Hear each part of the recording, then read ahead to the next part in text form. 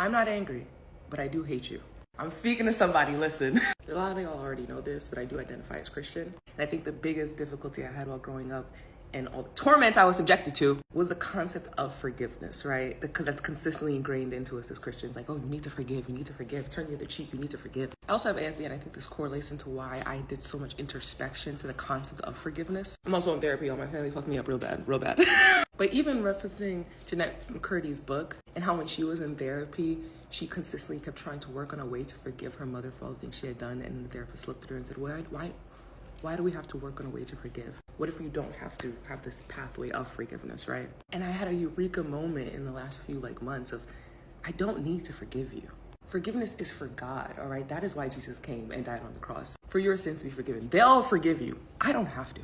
My hatred doesn't stem from a place of, I want a bunch of awful things to happen to them. They should, and I've seen it happen, but that's because God got me. I'm one of their favorites. My hatred is a place of indifference, of I really don't care what happens to you. You could die. I'm not going to stop and cheer on your grave, but I'm not coming to the funeral. I don't give a fuck. And with the understanding that the Bible has been translated from its original context to whatever white leader was leading at the time to fit their needs, right? Like, just some history. The Orthodox Christian who translated the Bible into English got so much shit from the priests and the people that were leading the church at the time because they didn't want that. They didn't want people actually knowing the word. They wanted to utilize the word to their own benefit, right? And slavery. Just all of slavery. Do I have to even get into it? Of course your oppressor is going to teach you the lesson of just forgiveness. They don't want you retaliating for all the shit you did to them. God is very real.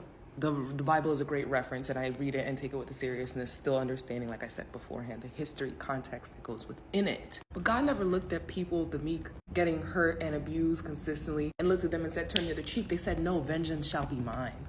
But again, I am Christian, and I do understand that. I think the reason why real Christians will harp on the concept of forgiveness is because they don't want you internalizing that pain and hatred and turning it into resentment, and then projecting that resentment onto others that didn't do anything onto you.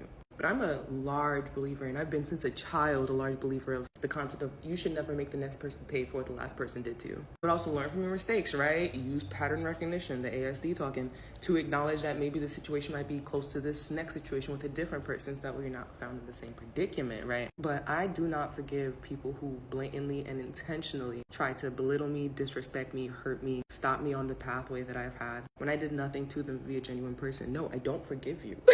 You are an awful human being. Burn in hell, you bitch. You need to go there quickly. I'm sure you already have a room. With that being said, again, I'm not angry, but I do hate you. Thanks for listening. Stay blessed.